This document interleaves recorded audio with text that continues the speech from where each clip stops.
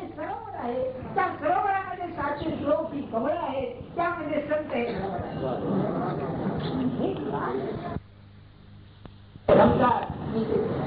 मला आठवत आहे काय लोकमान्यांच्या घरी 4-5 पोरं होते, त्यांची 2 पोरं आणखी ते जेवायला बसले. हे सगळं जात आले काय आज संध्याकाळी कोणी खेळले अहो सगळे आपल्यासारखे कोणी काही बोलला नाही. ते काय म्हणाले, अरे तुम्ही इतक्या लवकर संध्या सोडण्याचं कारण नाही, हे स्वतः काहीच नव्हते बरोबर ना. तेव्हा ते काय म्हणाले, रोज गीतेच्या एका श्लोकावर विचार झाल्याशिवाय मी अन्न ग्रहण करीत नाही. हा आता मला सांगा, हा एवढा बुद्धिमान पुरुष काय विचार करीत असेल लोक गीतेच्या श्लोकावर. तसं मी आपण म्हणतो आपल्याला आपल्याकडे पोथी वाचन एक नियमाच आहे बघा आपल्या पूजेमध्ये याच्यामध्ये, तेव्हा आपण थोडंच वाचावं पण दिवसभर विचार करावा. काय ज्ञानेश्वर महाराजांना काय ज्ञानेश्वर महाराजांना काय नाही तेवढा फायदा होईल. मग ज्ञानेश्वर महाराज जसं एखादी असते ना तिजोरी ती जशी उडी काढते ह्या तुम्हाला काय पाहिजे ते, तसं त्यांना काय म्हणायचे ते समजून घेतलं. म्हणून म्हणाले तुला ओळी वाचतो, सभाग्य संती केले ते श्लोक कलारी श्रीकृष्ण सरोवरी श्रीकृष्णास्य सरोवरी साथी झाले. आता पुढे म्हणाले अर्थ सांगतो आहे. हे श्लोक म्हणजे श्लोक नव्हे म्हणाले, 700 भाट आहेत. भाट शब्द हा तांत्रिक आहे. हे मोठे राजे लोक असत ना, त्यांच्याकडे स्तुती करणारे लोक असतात, त्यांना भाट म्हणतात बरं का. तर म्हणाले गीतेची स्तुती करणारे हे 700 भाट आहेत. बरं काय बोलायचा अर्थ आहे, गीतेचा विषय काय आहे, आत्मज्ञान हा गीतेचा विषय आहे. आणि आत्मज्ञानाला इतकी अंग आहे की 700 श्लोक वर्णन केले तरी कमी पडेल. म्हणून या 700 श्लोकामध्ये या आत्मराजाचं निर्णय तऱ्हेनं वर्णन आहे. हे आत्मचे भाग आहे. म्हणून म्हणाले की श्लोक नवती आण गणे गीतेचे महिमान वाखाणीचे बंदी जन एक संस्कृत श्लोक आहे, गीता सुगीता कर्तव्य. गीतेचं चांगलं अध्ययन करावं की मान्य शास्त्र विस्तर. दुसरे म्हणजे शास्त्र विस्तार करायचा आहे काय, एका गीतेचं म्हणजे सेवन करावं बरं का. म्हणजे म्हणण्याचा हेतू काय, गीतेमध्ये संबंध तुमच्या अध्यात्मशास्त्रात फार असेल. म्हणून तर ज्ञानेश्वर महाराजांनी त्याचा आपल्या हाताशी धरली, नाही तर काय उपनिषद त्यांना येत नव्हती काय. अहो त्या अमृतानुभवामध्ये त्यांनी असा विषय मांडलेला आहे, चांगली वेदांताची माहिती असते किंवा करणारच नाही. पण गीते ज्ञानेश्वरीमध्ये कसं सामान्य आवाज बोध असं म्हटलं जातं, म्हणजे सर्व लहानपासून मोठ्या लोकांना सुद्धा कळेल असं म्हणणे काय म्हणलं. म्हणून या गीतेचं महिमा सांगणारे गीतेचा विषय जो आत्मज्ञान किती सांगतात महाराज फार छान सांगायचे. महाराज म्हणायचे भगवंताचा जो आनंद आहे ते बाबतीत 2 गोष्टी शक्य बरं का. एक म्हणाले प्राण आहे तोपर्यंत सांगत राहिलं तरी संपत नाही ही एक बाजू, आणि दुसरी काही न बोलणं ही दुसरी बाजू. तर ज्ञानेश्वर महाराज म्हणताय की त्या आत्मराजाचं महिमा सांगताना 700 श्लोक बंदीजनात भाट झालेले आहेत. पुढे म्हणाले त्यांनी फारता कल्पना सुरू केली. अरे बापरे आलस्य शपथ आहे की श्लोकांची आवार 7 शते करून सुंदरा सर्वांना गीता तुला वसो आहे. आता मी सांगितलं की म्हणजे शास्त्र विस्तरही सर्व शास्त्र गीतेमध्ये आहे होय ना. तेव्हा सर्व शास्त्रांनी असा विचार केला की आपण गीतेमध्ये जावं. मग त्यांनी काय केलं म्हणाले, ते गीतेचा आवाज मोठं होतं. म्हणजे जसं गीतेचा विषय फार व्यापक आहे, त्या आवारामध्ये 700 बंगले बांधले आणि आपण येऊन राहिले म्हणाले. सुंदर बंगले ते सुंदर असं शते करू की सुंदर सुंदर सुंदर कॉलनीच केली हो त्यांनी सगळी.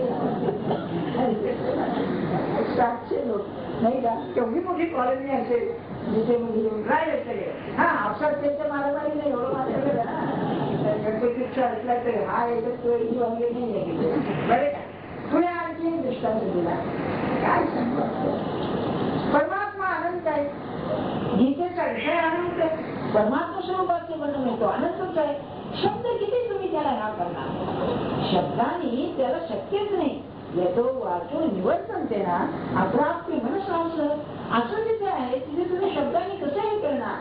मग जिथे काय केलं म्हणाले, आपला जो पती, प्रिय पती, आपला जो प्रियतम आत्मा, त्याला आलिंगन देण्याकरता 700 हात पसरले आणि म्हणजे आलिंगन की निजकांत आत्मया आपला कांत प्रियतम. कांत शब्दामध्ये विशेष आहे, कांत म्हणजे प्रियतम, अतिशय प्रेमाचा. आपला आत्मा जो निजकांत आहे, आवडी गीता मिळावया, प्रेमाने त्याला आलिंगन देण्याकरता श्लोक नव्हती बाया पसरू काजू हा पसरलेला. म्हणजे प्रत्येक श्लोकामध्ये आत्मज्ञानाचाच विषय आहे, दुसरा नाही. कॉन्टेक्स्ट एकच, संदर्भ एकच, तुम्ही आत्मज्ञान बरं का. म्हणाले की गीता कमळीचे भिंग, ती है गीता सागर तरंग, ती हरीचे हे तरंग गीता लक्ष्मी. दुसऱ्या ओळीचा अर्थ आधी सांगतो की गीता अर्जुनाच्या अर्थावर श्रीकृष्णाने आणि गोविंद म्हणते. तर गीता हाच रथ आहे म्हणाले. गीता हा रथ का, अर्जुन ऐकणारा, श्रीकृष्ण बोलणारा. तेव्हा गीता हा जो रथ आहे, या गीतेच्या रथाचे घोडे पाहिले ते 700 घोडे आहेत, ते म्हणाले गीता बरं का. पण गीता कमळींचे भृंग, गीता हेच कुणी कमल आले आणि त्या कमलांचा जो सगळा रेणू, या सगळा सुगंध, त्याचं सगळं सौंदर्य असेल ते या 700 नाही. गीता सागर तरंग, एक एक सुगंध. कमलांना सौंदर्य दाखवलं आणि सागरांना अगाधपणे दाखवलं. किती गीता लोकांना समजले, किती समजले तरी आणखी बरं का. लोकमान्यांनी एक पिढी केली. आता एवढा ग्रंथ लिहिला, त्यांचं राजकारण गेलं बघा.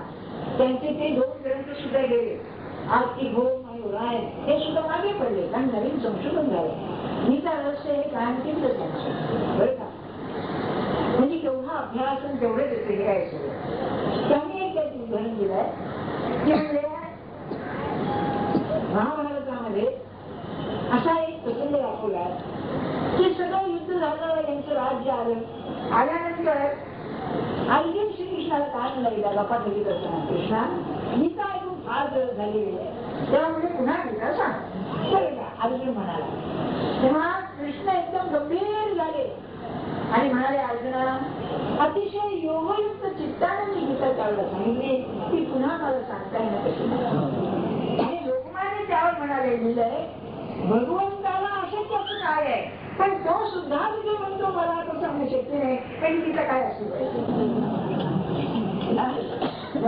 म्हणून गीता सागर तरंग, गीता अगाध आहे. गीतेचं ज्ञान किती किती खोल आहे, किती खोल आहे. त्यावरचा हा तरंग म्हणजे श्लोक आहे. श्लोक सर्वात संघातू आला श्री गीता गंगे आतू. म्हणून हे अर्जुन सिंहस्थ झाला म्हणून कधी उभी सांगतो सांगतो. तर म्हणजे आपण आता सिंहस्थ आल्यावर माहितीच आहे. सिंहस्थ आल्यावर पर्वणी येते आणि पर्वणी आली की सबंध तीर्थ त्या नदीमध्ये येतात नाही का. जेव्हा त्या गोदावरीमध्ये स्नानाला ते आले, शाही स्नान आले आणि फोटो पाहिलं तर त्या नवीन साधूचे सगळे, त्याला साधू असतील का सगळे. रामतीर्थाने फार बरोबर सांगितलेलं आहे.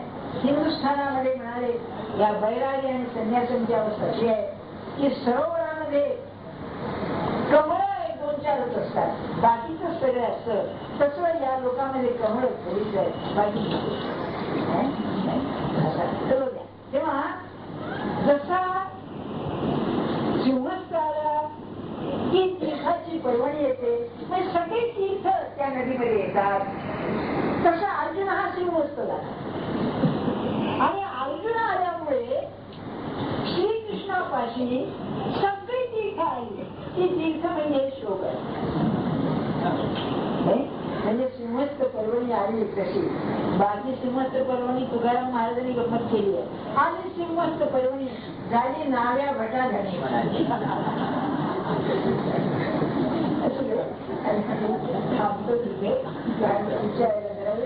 सांगायला ते पुढच्या रविवारी सांगेल. पण तुम्हाला 8 दिवस मला धड झोप नाही.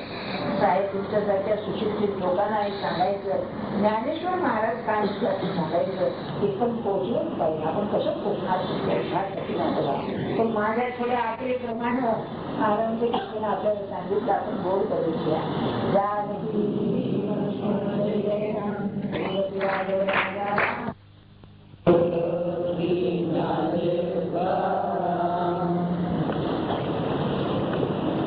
आज ज्ञानेश्वर जयंती एक गोष्ट सांगतो आपल्याला. अलीकडच्या काळामध्ये भारतामध्ये 50 वर्षाच्या काळामध्ये प्रयासता नावाचा फार मोठा जवळ येऊन गेला. आपल्याला आराध्याचं नाव माहिती आहे, भास्कर देवांचं नाव माहिती आहे, विष्णू दिगंबर. तसा हा प्रयासता नावाचा हा आग्रा घराण्याचा शेवटी बडोद्याला त्याला राजाश्रय मिळालेला होता. तर त्याला म्हातारपणी क्षय झाला. त्यामुळे हातून पडून असेल तर एक मनुष्य त्याला भेटायला गेला. बोलणं चांगलं झालं, सरबत प्यायला आणि निघाला. तो बऱ्याच काय म्हणाला, अरे तू मला भेटायला आलास, माझी भेट तुला झालीच नाही. म्हणजे काय? तो म्हणला, मला तू जवळ म्हणून ओळखतोस, माझं गाणं ऐकल्याशिवाय माझी भेट कशी होईल? म्हणून तो आजारी असताना सुद्धा पुढे गायला आणि मग हा व्यवस्थित निघून गेला. तसं ज्ञानेश्वर महाराज म्हणजे ज्ञानेश्वरीना म्हणजे त्यांच्या जन्माची तिथी पाहण्यापेक्षा ज्ञानेश्वरी जयंतीला महत्व फार आहे. कारण ज्ञानेश्वर महाराज म्हणजे ज्ञानेश्वरी. ज्ञानेश्वरीचं ज्ञानेश्वर महाराजांचं चरित्र तुम्ही पाहिली काय शिल्लक आहे. दुसरं असं आपण पुरुषात पुढे येतोच आहे. तुमच्या रविवारी कदाचित येईल.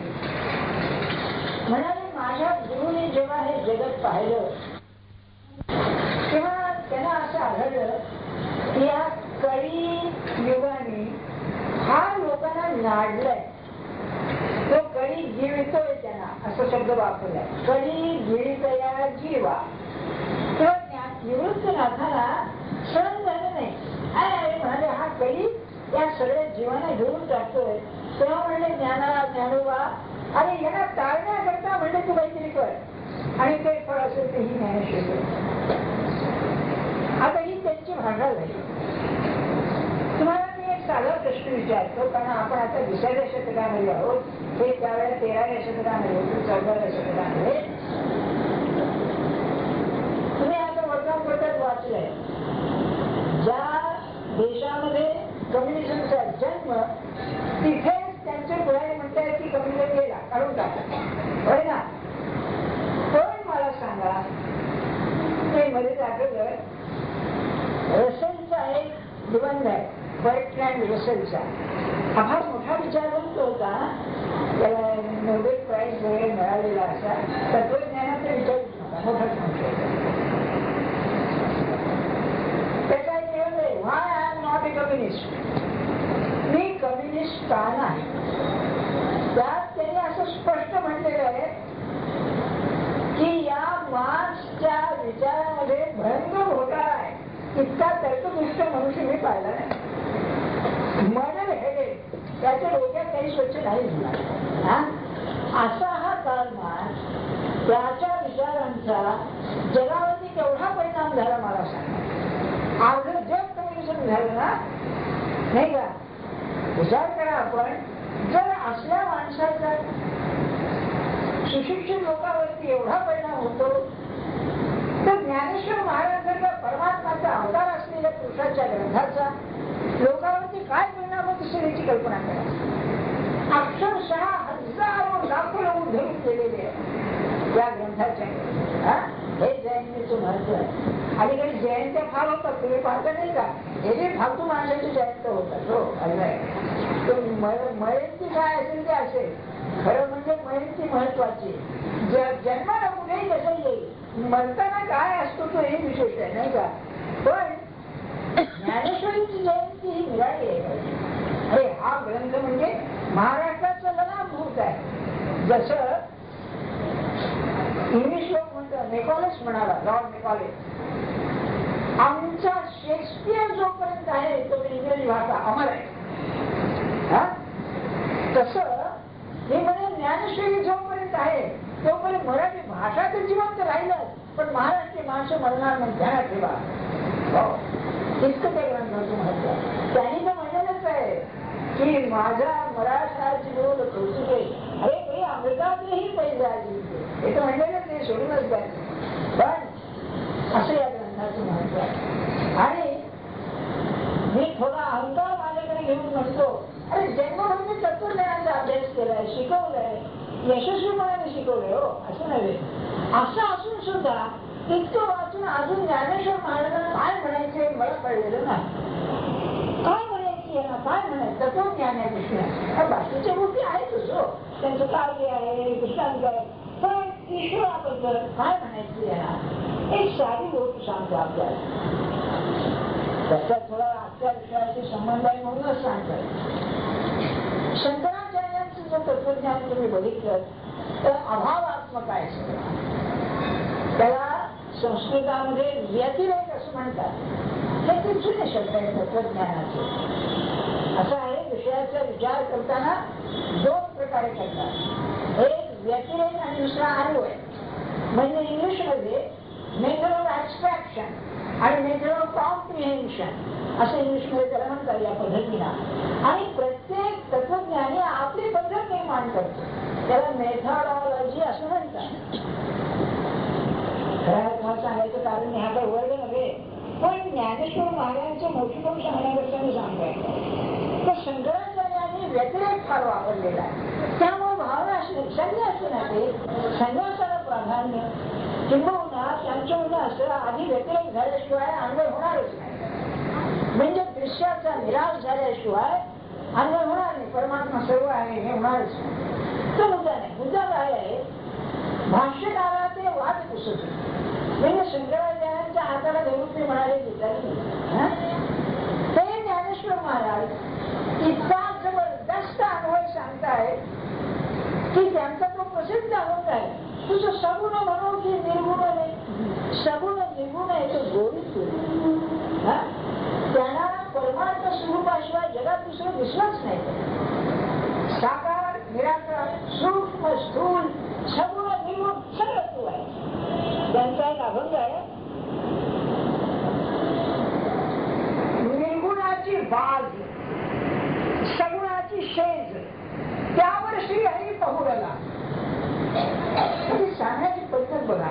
म्हणजे निर्गुणाची शेज याचा अर्थ असा, परमात्मा स्वरूप असेल तर सर्व मानवी कल्पनांच्या पलीकडे आहे.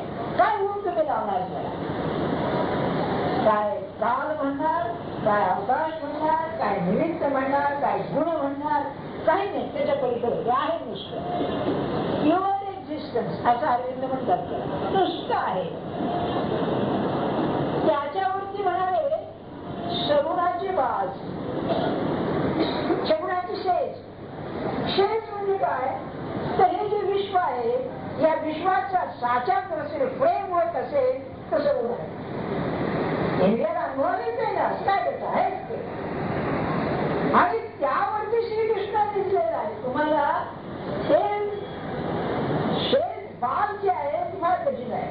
तुम्हाला जे पाहिजे असेल तर श्रीकृष्णाला धरा. मी देतो तुम्हाला बाजूला नाही, बाजूला म्हणून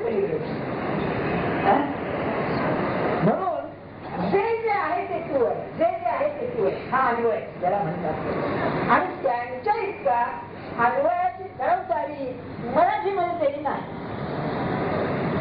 आणि हे जग बाजूला सोडून सारून तू मला पाहतोस हे खरं आहे का म्हणाले, नाही म्हणाले. या जगाची प्रतिष्ठा असेल तर परमात्मा आहे आणि तो परमात्मा सगळंच आहे असं त्यांचं म्हणणं. ते माझ्या मनात असं आलं, हे श्रीकृष्णाचे अवतार ना, निर्गुण असेल ते म्हणतील कसं स्वतः समोर आहेत असं काय करतात नाही का, तुला सांगते शेवटी नाही शेवटी. तेव्हा या ग्रंथाचं महत्व हे आहे, किती ठिकाणी सहज बोलून जातात. असं असतं थोर पुरुषांच्या ग्रंथामध्ये त्यांची सगळी वाक्यच महत्वाची, पण त्याच्या जर काही वाक्य अशी असतात की आता कोण नुसतं व्हायला होऊन जात. अशी ज्ञानेश्वरीला ओढ्या काढायच्या झाल्या तर समजा ज्ञानेश्वरी लिहून काढायला. एक अरविंदांचं वाक्य सांगतो आपल्याला. तुम्ही बहुतेक जण इंग्रजी शिकलेला आहात, अर्थ सांगतो मी. ते म्हणाले, प्रश्न असा आहे की तुम्ही ईश्वराच्या पायावर डोकं ठेवलं, पांडुरंगाच्या पायावर डोकं ठेवलं, देवा मी तुझा आहे. अरे पण हा वन वे ट्रॅफिक झाला, एका दिशेने हा सगळा व्यवहार झाला, तू मला आपलं म्हणलंयस का नाही, हा प्रश्न राहतोच की नाही.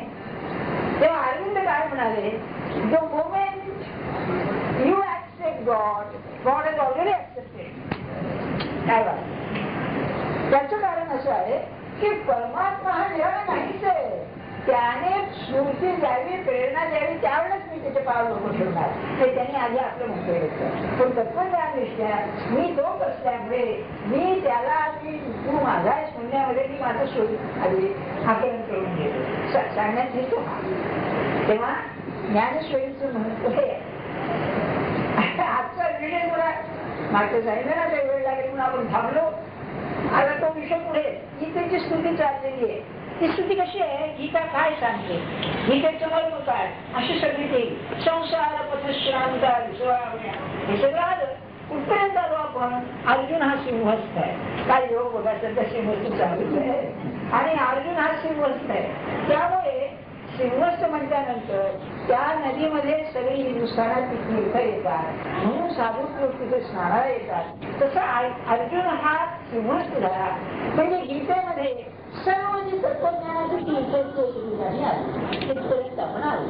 आता पुढे पुढे म्हणाले की नोहे हे श्लोक चित्त चिंत्या चिंतामणी की निर्विकल्प लावणी कल्पतरुणी. अरे अर्थ सांगतो आपल्याला, गीता ही चिंतामणी आहे आणि गीता ही कल्पतरू आहे. पहिल्या दोन ओळ्यामध्ये ही चिंतामणी आहे, दुसऱ्यामध्ये कल्पतरू आहे. चिंतामणी आणि कल्पतरू मध्ये फरक का, आधी काय आहे. चिंतामणी या शब्दाचा अर्थ असा आहे की आपल्या मनाने जी वासना आपण करतो, ती वासना तो मणी हातात आले की पिस्त होते. ज्ञानेश्वर महाराजांची एवढी आहे की चिंतामणी मिळाल्यानंतर सदा विजयवृत्ती मनोरथी. मनोरथ आहे तो पूर्णच. चिंतामणी हातात आल्यावर नवीन काही मागायलाच नको, जी मनात आहे ती वासना टिकतो. हा चिंता. कल्पतरू कसं आहे, तुम्ही जी कल्पना करा ती साकार होते. काहीतरी एक गोष्ट आहे ना, एक मनुष्य झाडाखाली बसला होता कल्पतरूच्या आणि मला जेवण पाहिजे, जेवण आलं काय, पाणी पाहिजे, पाणी आले. आणि मग तिच्या मनात असेल काय कोणा भूक आहे म्हणणार ते भूक आला, काय नाही. तर कल्पतरू कसं आहे, जी जी कल्पना तुम्ही कराल ते झाड पूर्ण करा, असे कल्पतरू. मग ही तर चिंतामणी आहे आणि कल्पतरू हे फरक काय केली मध्ये फरक आहे. चिंतामणी तुमच्या वासना तृप्त करेल, त्याला मर्यादा आहे. कल्पतरू मध्ये जी कल्पना कराल ती ती तृप्त करेल. म्हणून गीता नुसतं चिंतामणी नाही, कल्पतरू आहे. आता चिंतामणी कोणत्या बाबतीमध्ये ते म्हणाले, चित्ता चिंत्य चिंतामणी. चित्त अचिंत्य चिंतामणी. भानगडीच आहे हो. काय भानगडी आहे. परमात्म स्वरूप आहे हा विषय गीतेचा, अध्यात्म हा विषय गीतेचा.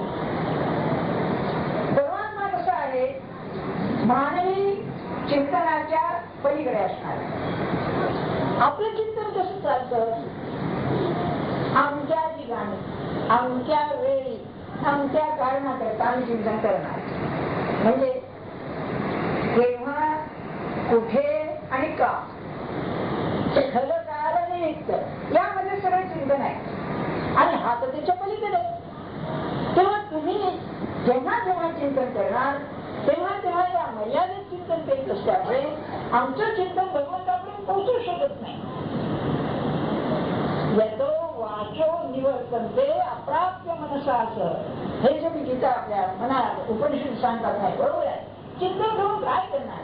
काहीतरी आकार दिल्याशिवाय, काहीतरी त्याला रूप दिल्याशिवाय माणसाचं मन चिंतन करू शकत नाही. म्हणून उपासना नेहमी सगुणाची आहे, निर्गुणाची उपासना करावी लागत नाही, ते होत. मग गीतेचं वैशिष्ट्य काय? असा अचिंत्य असलेला परमात्मा तुम्हाला चिंतन करायचं असेल तर गीता वाचा, गीता तुम्हाला चिंतनाला मदत करते. हे जबाबदारी आहे. मग गीतेचं वैशिष्ट्य असेल तर मानवी कल्पनांच्या, मानवी विचारांच्या पलीकडे असलेला परमात्मा विचारांच्या कक्षेत आणणं हे गीतेचं महत्व. म्हणून चित्ताचिंत्य चिंता काय पद घातलंय बघा, चित्त अचिंत्य चिंता. आता कल्पतरू बघा कशी शब्द राहते की निर्विकल्पा लावणी कल्पतरूंची. एक कल्पतरू नव्हे हो, काय झाडाची झाडं बाग लावून टाकली म्हणाले, खूप झाडं लावली कल्पतरूंची. निर्विकल्प, विकल्प म्हणजे त्याच्याबद्दल कल्पना करणं. असा आहे का, तसा आहे का, येऊ आहे तेव्हा आहे. एक जीव फार मोठा तत्वज्ञ होऊन गेला, जगातला मोठा स्पिनोझा नाव आहे. समर्थांच्या समकालीन होता, 42 वर्ष जगला, लग्न केले नाही, 8 दिवस समाधी दुपारचा. त्याचा एक ग्रंथ आहे एथिक्स म्हणून, आणि गणित पद्धतीने लिहिलेला आहे. फार मोठाच विचार बनतो. त्याने काय म्हटलंय ऐकण्यासारखं आहे की तुम्ही जेव्हा ईश्वराचा विचार करता, हा विचार करताना तुमची जी मानवी दृष्टी आहे ती मागे टाकल्याशिवाय तुम्हाला वेगळी जाताच येणार. त्याचं म्हणणं बरोबरच आहे की जर मनाने तुम्हाला त्याचं चिंतन करायचं तर या सगळ्या मर्यादा पाळाव्या लागणार, ते कसं करता येणार? मग त्याचं चिंतन करायकरता तुम्हाला त्याच्यासारखं झालं पाहिजे. ईश्वर स्वरूप होऊनच ईश्वराची कल्पना येईल, नाही ते येणार. हे खरं तत्वज्ञान. ज्ञानेश्वर महाराज म्हणतात गीतेमध्ये असा कल्पनेच्या पलीकडे असलेला परमात्मा भगवंतांनी कल्पनेमध्ये आणून दिलेला आहे. आणि एक कल्पनाने कल्पनेची लावणी केलेली आहे. मी किती कल्पना कराल, प्रत्येक कल्पना गीतेच आहे. याचा अर्थ असा ईश्वराविषयी ज्या ज्या कल्पना मानवांनी केलेल्या आहेत त्या सगळ्या गीतेमध्ये आढळतात. म्हणून कल्पतरूची लावणी. म्हणजे कसं, सगुण आहेच आहे, निर्गुण आहेच आहे, एकाद्वैत आहे, परमाद्वैत आहे, केवलाद्वैत आहे, द्वैत तर आहे, श्रीकृष्णाने आधी सोबत आहेत, द्वैत तर आहे, नाही विशिष्टाद्वैत आहे, शुद्धाद्वैत आहे, आणखी कोणतं द्वैत, पूर्णाद्वैत आहे. काय पाहिजे तुम्हाला, सगळी गीतेमध्ये आहे. याचा अर्थ असा गीतेवरती 200-300 टीका आहेत बघा, अलीकडच्या काळात किती लोकांनी लिहिलेल्या आहेत. याचा अर्थ असा की ज्याची जी ईश्वराविषयी कल्पना आहे ती गीतेत त्याला सापडते. याच एक हे महाराजांनी फार छान सांगितलं. एकाने विचारलं की महाराज गीतेचा खरा अर्थ काय आहे? ते म्हणजे मला काही संशोध येत नाही, मी काही वाचलेलं नाही, पण म्हणाले मला त्याचा अर्थ त्याच्या चित्रवातच दिसला म्हणाले. बरं का, काय त्या अर्जुनाच्या हातात लगाम दिले, म्हणजे श्री अर्जुनाने श्रीकृष्णाच्या हातात लगाम दिले. तसं म्हणलं जीवनाची जोडी जो भगवंताच्या हातात देतो त्याला गीता कळली म्हणाले. सांगण्यासाठी आता ह्या गीतेचे महत्व काय, मग काय म्हणाले ते असं झालंय म्हणाले. एका बाईला 5 पोरं होते बरं का. जरा म्हातारी झाली, त्या प्रत्येक मुलाला वाटायला झालं की माझ्या घरी येऊन जाईल. म्हणून एकाने तिचे थोडे केस झाले, दुसऱ्या मुलाला माझ्या घरी येऊन पाहिजे, मग दुसऱ्या थोडे केस झाले. अशा 500 लोकांनी तिचे केस धरून तिला खेचायचा प्रयत्न केला तर त्या बाईची अवस्था होईल तशी बघून तिची अवस्था झाली आहे. आपला अर्थ त्यामध्ये पाहतो. सांगण्याचा हेतू काय आपल्याला गीतेमध्ये खरोखर इंग्लिशमध्ये मान्य नाव इन्फॉर्मेशन किती गोष्टी आहेत, किती भक्ती उठते त्यामध्ये, म्हणजे तत्वज्ञानाच्या वर्गात आणि भगवंतन शेवटी म्हणायचं तरी काय असं संग्रह होण्याचं पाहिजे. आणि एक गमत सांगतो तुम्हाला, म्हणून गीता कधी भडकळ आहे सगळे ज्ञानेश्वर महाराजांच्या भर घातले थोडी सांगतो आपल्याला. गीतेमध्ये कर्माला महत्व आहे, ज्ञानेश्वरीमध्ये भक्तीला महत्व आहे. कर्माला गौण आहे असं नव्हे, पण कर्माचं स्वरूपच ज्ञानेश्वर महाराजांनी बदलून त्याला भगवंताची भक्ती करून टाकली. आणि भक्तीला इतकं पंचम पुरुषार्थ म्हटलेलं आहे. 4 पुरुषार्थ ना, धर्म अर्थ काम मोक्ष, हे म्हणाले भक्ती हा पंचम पुरुषार्थ. आणि त्यांची भक्तीची कल्पना एवढी दिव्य आहे की डोळ्याची, म्हणजे माझी एक सहज स्थिती भक्ती ना, परमात्मा सहज स्थितीमध्ये जो आहे तीच त्याची भक्ती आहे. आणि अमृतानुभवामध्ये त्यांनी फार कमाल केलेली आहे. आपल्या सगळ्यांना माहिती असेल, काय कोणाचं वेरूळचा जे मंदिर आहे, कृष्णेश्वराचं मंदिर, ते आपण जर पाहिलं नसेल तर पहायला, एक मोठा दगड आहे, मोठा म्हणजे प्रचंड डोंगर आहे. त्या डोंगरामध्येच मंदिराचा आवाज, त्याच डोंगरामध्ये मंदिराचं मंदिर म्हणजे बिल्डिंग, त्याच्याच मध्ये भगवंताचे गण आणि त्याच्याच मध्ये शंकराची पिंडी, म्हणजे देव दगडाचा, त्याच दगडाचा, ते गण त्याचे, ते मंदिराचा आवाज, ते सगळं ते एका दगडामध्ये. कसं म्हणाले, भक्त परमात्मा स्वरूप, भक्ती परमात्मा स्वरूप, परमात्माचं परमात्मा स्वरूप आहे. अशी भक्ती का करता येऊ नये असा प्रश्न विचारला. तोही फार छान आहे. देव देऊळ परिवार की जे कोरून डोंगर, भाषा कशी आहे बघा, मुलायम आहे म्हटली. एखाद्या लहान मुलाचे डोंगर किती मऊ आहे असं असतं ना. देव देऊळ परिवार की जे कोरून डोंगरू, आयुष्या भक्तीचा व्यवहारू का न व्हावा. भक्त ही देव, तुझ्या साहित्य देव, परमात्मा देवच देव, सगळं त्याचे कर्म हे देव, असं भक्ती का होऊ नये म्हणाले असा प्रश्न विचारला. आणि हे त्यांचं कॉन्ट्रिब्युशन आहे ज्ञानेश्वर महाराज सुद्धा. तेव्हा ज्ञानेश्वर महाराजांनी ही भर घातली जेवणाचं कारण काय, 6वा अध्याय काय. 6व्या अध्यायामध्ये भगवंताने एक 2-4 श्लोक त्याची योगाची सांगितले. असं करावं, तसं करावं, ते आसन पाहिजे, फार उंच नाही, दिसून सम पाहिजे, आमचं पाहिजे. आणि मग शनै शनै ही उपरणे बुद्ध्या धुतीगृही तया झाली. ज्ञानेश्वर महाराजांनी 200-250 योग्या कोणतंही योग सांगितलं, म्हणजे भांडणीत भर घातली की नाही आणि घे. पण याचं उत्तर गुरुदेव रानड्यांनी खरं दिलं. हे की स्वानुभवी पुरुष असताना त्यांना त्यांचं मर्म बरोबर पाहिजे. ते म्हणाले की ईश्वर प्राप्तीचे जे मार्ग आहे त्यामध्ये हा केवळ देहाचा उपयोग करून करणारा मार्ग आहे. एक ध्यानात ठेवावं का आपण, की आपण जेव्हा अनुसंधान ईश्वराची भक्ती हे म्हणतो ना, परमार्थ म्हणतो ना, त्याचा देहाशी अतिशय निकट संबंध आहे. आपलं डॉक्टर समोर मी बोललो नाही, एक हायपोथॅलॅमस नावाचे एक ग्लॅन्ड आहे, त्याच्यावर शरीराचा बॅलन्स अवलंबून असतो सगळा. ते ब्लड प्रेशर वगैरे म्हणजे त्याच्याच जरा थोडंसं कमी जास्त होतं. पायनियल ग्लॅन्ड म्हणून दुसरे आहे आतमध्ये, त्याचाही फार निकट संबंध आहे. किडनीचा फार निकट संबंध मूत्रपिंडांचा परमार्थाशी. तुम्ही तास 2-2 तास जर बसायला लागला हे करून त्याच्यावरती परिणाम होतो ना त्याचा, आणि भुकेवरती परिणाम होत असतो, उष्णता होते. विद्वान, खरा विद्वान आणि साधक हे दोघांना हे मलबद्धता, मलावरोध असतो, कॉन्स्टिपेशन असतं, बरं का, त्रास होतो. म्हणजे देहाशी अति निकट संबंध आहे. म्हणजे देहाची शक्ती अशी आहे की तुम्ही त्याचाच जो उपयोग करायचं म्हटलं तर परमार्थ साधू शकतो. आणि हा मार्ग जर असेल तर हा कुंडलिनी योग आहे. त्याचं इतकं सविस्तर वर्णन ज्ञानेश्वर महाराजांनी दिलेलं आहे की मला आश्चर्य वाटतं की या माणसाने केव्हा केलेलं आहे. एवढ्या लहान वयामध्ये काय ज्ञान असलं पाहिजे, इतक्या सूक्ष्म गोष्टी सांगायच्या म्हणजे काय सोपी गोष्ट आहे. ते 200 अहो त्या लागणं कठीण जातं, त्याला काय सांगायचं.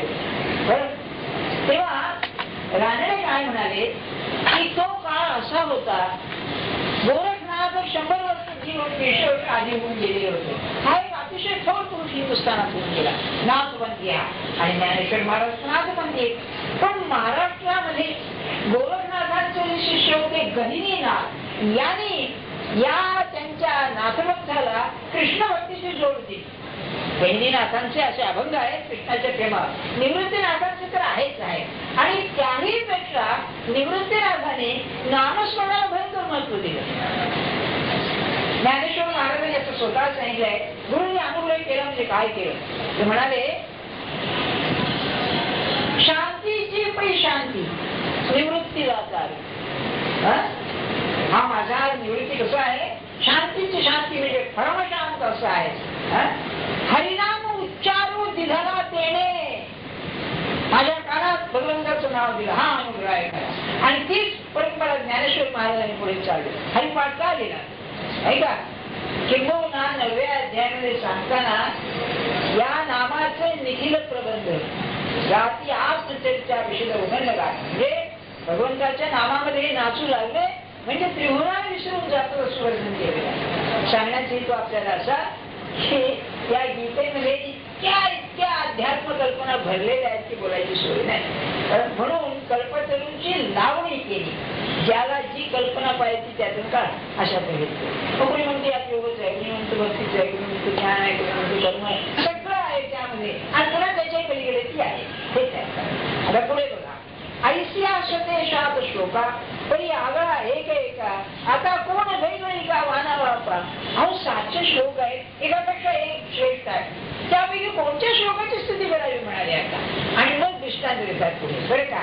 दीपा आगिलू मागिलू सूर्य धापुटा वडिलू अमृत सिंधू खोलू उधळू काय सा. म्हणाले दिवा, तो दिवे लावले. आणि दिवा म्हणजे प्रकाश, हा आधीचा म्हणून कमी आला नंतरचा म्हणून हा का. किंवा सूर्य, अहो कालचा धाकटा होता आता जरा वाढला म्हातारा झाला नाही का असं म्हणायला पाहिजे. धाकटू वडिलू किंवा अमृत सिंधू खोलू उधळू कायचा. अरे अमृत बिंदू असला तर अमृत असतं, ते अमृत एक वर डबकं आहे आणि हा समुद्र आहे असा का भेद करता येईल, नाही करता येणार. तसं गीतेच्या श्लोकामध्ये हा करता येणार नाही. तुम्हाला एक उदाहरण सांगतो गमतीचं. एक राजवाडे होते, अग्निहोत्री राजवाडे ऐकून ठेवत असतील तुम्हाला. त्यांनी गीतेवरती एक भाष्य लिहिलेलं आहे. तो पहिला श्लोक जो आहे धर्मक्षेत्रे कुरुक्षेत्र, या धर्म शब्दावरती 200 पानं लिहिली आहे. म्हणजे मग कोणता श्लोक कमी कोणतं जास्त म्हणता येईल नाही का. आचार्यांचं भाष्य दुसऱ्या श्लोकाच्या 10व्या श्लोकापासून अशोच्या नंदशोच असतो. तो पहिला अध्याय काय आहे, तो पहिल्या अध्यायामध्ये इतकं विलक्षण महत्व आहे. आचार्यांना तत्वज्ञान सांगायचं होतं. मानसिक दृष्ट्या मनुष्याच्या मनामध्ये जी क्रांती घडून येते त्याचं सर्व वर्णन पहिल्या अध्यायात. युद्ध झाल्यानंतर समाजामध्ये जी अवस्था येते त्याचं वर्णन पहिल्या अध्यायामध्ये. स्त्री दृष्टा सुवासने जायते वर्णसंकरा सगळं पहिल्या अध्यायामध्ये. अर्जुनाची जी मनाची स्थिती, महाराज तर असं म्हणायचे की ज्याला पहिला अध्याय समजला त्याला गीतेचा प्रश्न काय आहे. कारण अर्जुनाची अशी अवस्था झाली म्हणून गीता सांगितली. तशी तुमची आमची अवस्था झाल्याशिवाय परमार्थ नाही हेही ध्यानात ठेवा. म्हणून कृष्णमूर्तींचं म्हणणं किती बरोबर आहे. Has life become a problem to you. जीवन ही समस्या झाली आहे का तुम्हाला नाही का. ही समस्या झाली तर पुढे मार्ग आहे. हे मी एक आमचा मुलगा त्यांच्या एका व्याख्यानाला गेला आणि ते एकच वाक्य घरी घेऊन आला. ते काय म्हणाले, व्याख्यान झालं आणि म्हणाले आय नो म्हणले you are going to live the same wretched life when you go. तुम्ही ते तुमचं जे आता काय प्रकारातलं जीवन आहे ते तुम्ही जगणार मला माहिती आहे म्हणाले. काय ते नाही का, याचा अर्थ काय. अरे तुम्हाला हा काही प्रॉब्लेम नाही. महाराज फार छान सांगायचे, भरल्या पोटावरचा परमार्थ आहे म्हणलं आपला सगळा. त्यांनी आता झोप थोडीशी वेळ झोप यायला निद्रा झोपायची इझी टेबल बसले आहेत काय करतो तर नाव शोध करतोय म्हणाले. असला परमार्थ आहे. आग लागली पाहिजे आतमध्ये. तुकाराम बुवानं झालंय, अरे मला अन्न जात नाही, मला झोप येत नाही, नावाचा आठवो पैसा आहे असं नाव माझं टिकेल ती तळमळ लागली. तेव्हा म्हणाले तसं करून होणार नाही बरं का. त्याकरता प्रार्थना लागते, त्याकरता ते ध्येय ठरावं लागतं, संगती लागते. हे तर मोठं वेळच आहे. पण आपलं असं आहे, आपला एक पाय गौरीमध्ये गेलेला आहे किंवा मराठीमध्ये ओंकारेश्वरावरती हाडं गेलेली आहे. विद्वान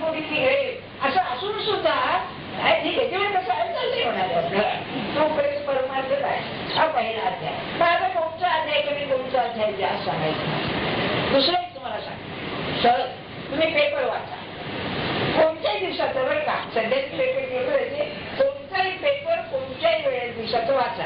आणि गीतेमध्ये 16व्या अध्यायामध्ये असुर संपत्ती सांगितलेली आहे ती वाचा. तुम्हाला असं वाटेल की भगवंतांनी काय आजचं भविष्य केले की काय कोणा हे असुर संपत्तीचे पैशाच्या मागे कसे लागतात, सत्तेच्या मागे कसे लागतात, याचं ज्ञानेश्वर महाराजांचं कमाल केले वर्णन करतात. आणि त्यांची स्थिती अशी होती की 13व्या अध्यायामध्ये काय पुरुष असेल बघा, तो म्हणजे शरीराचं पावित्र्य सांगतोय आपल्याला. त्या पुरुषाची स्थिती ज्ञान वर्णन झालं, अमानिश्वम अलमेश्वम हे वर्णन झालं. 337 ओव्या होऊन गेल्या. अज्ञानम यलतोन्नसा, गीता काय सांगते एका पदामध्ये, याच्या व्यतिरिक्त ते सगळं अज्ञान. ज्ञान लक्षणं सांगितली की अरे राहिलेलं अज्ञान म्हणाले. ज्ञानेश्वर महाराजांनी पुष्कळ लिहिले, त्यावर सुरुवात अशी केली आहे, ज्ञानाचं वर्णन केल्यानंतर अज्ञानाचं वर्णन करून माझी जीव मी खराब करू कसं म्हणणे मला होतंय, तरी म्हणजे मी सांगतो म्हणून सांगितलं. काय असेल मला सांगा, त्या पुरुषाच्या वाणीची शुद्धता काय असेल, नाही विचार करण्यासारखी गोष्ट आहे. मग गीतेमध्ये काय नाही, गीतेमध्ये सगळं आहे. आणि ते सगळं म्हणजे तुम्हाला लागणार, अध्यात्माला लागणार, जीवन सुखमय करणारच आहे ते सगळे. म्हणून पहिला अध्याय काय, 16वा अध्याय काय, 18वा अध्याय.